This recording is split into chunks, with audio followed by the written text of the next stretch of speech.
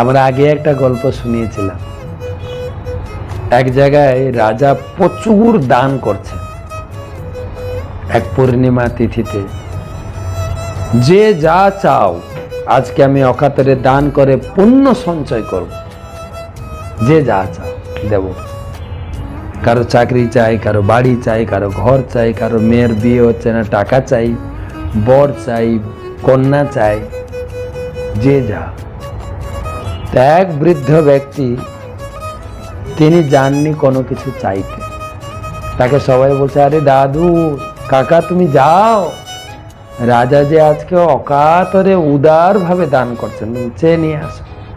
বলছে, না না, আমি কেন চাই, আমি তো সেই রকম রাজার রাজ্যে বাস করে আমি নিজেকে ধন্য বলে মনে করছি, আমার কোনো চাওয়ার দরকার নেই, তুমি তোমরা চাইছো ঠিক আছে। সবাই খুব জোর জার করলেন, না চলো কিছু। তখন তাকে নিয়ে এসেছেন রাজার কাছে। রাজা হাত জোড় করে বলছেন, মহাত্মা, আপনি কিছু আমার কাছে চান? আমি যে আজকে ব্রত করেছি, পূর্ণিমা তিথিতে দান করে আপনার মনোবাসনা পূর্ণ করব, আর আমার জীবনের অনেক পুণ্য আমি সঞ্চয় করতে পারবো। সে বৃদ্ধ ব্যক্তি বলছেন, দেখুন, আপনার রাজ্য বা আমরা যে আপনার মতো রাজা পেয়েছি তাতেই ধন্য। আপনার রাজ্যে বাস করতে পেরে নিজেকে অনেকে সুরক্ষিত, ধন্য বলে মনে করি। আমি খুশিতে আছি, আমার কোনো চাওয়া পাওয়া কিছুই নাই। না, যদি আপনি কিছু আমার কাছে চান, আমি নিজেকে ধন্য মনে করব, নিজেকে কৃতকৃতার্থ মনে করব। তখন সে ব্যক্তি বলেন, মহারাজ, একটা জিনিস আমাকে দান দেন, আমি আপনাকে বন্ধুরূপে পেতে চাই, আমাকে আপনার একজন বন্ধু বলে স্বীকার করেন, আর যদি তাই করেন, আমার গৃহে আপনি একদিন পদার্পণ করবেন। রাজার ব্রত ছিল, যে যা চাইবে দেবে, তথাস্তু। মন্ত্রী, নোট করো, তুমি একদিন বন্দোবস্ত করবে, এনার আমার বন্ধুর বাড়ি আমি একদিন যাব। তো বৃদ্ধ ব্যক্তি চলে এলেন, গ্রামের লোকেরা হাসছে, কি বোকা লোক দেখো, ভগবানকে কি বলে, রাজাকে বন্ধু নিয়ে ভেজে খাবে। হ্যাঁ, তিনি তো সবকিছু দিতে চাইছিলেন, তুমি চাইলে না কেন? না, আমি যা চেয়েছি ঠিক চেয়েছি।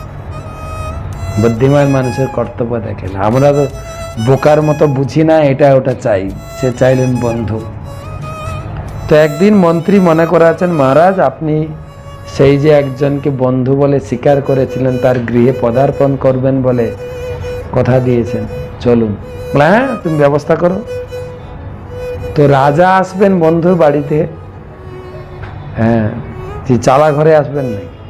বিশাল রাস্তা তৈরি করে দেওয়া হলো, একটা প্রসাদোপম বাড়ি তৈরি করে দেওয়া হলো, পুষ্করিণী খনন হলো, বাগিচা, সবকিছু সাজানো গোছানো। তারপর রাজা পাত্র, মিত্র, মন্ত্রী সবাইকে নিয়ে পুরো একদম টিম বন্ধুর বাড়িতে উপস্থিত হলেন।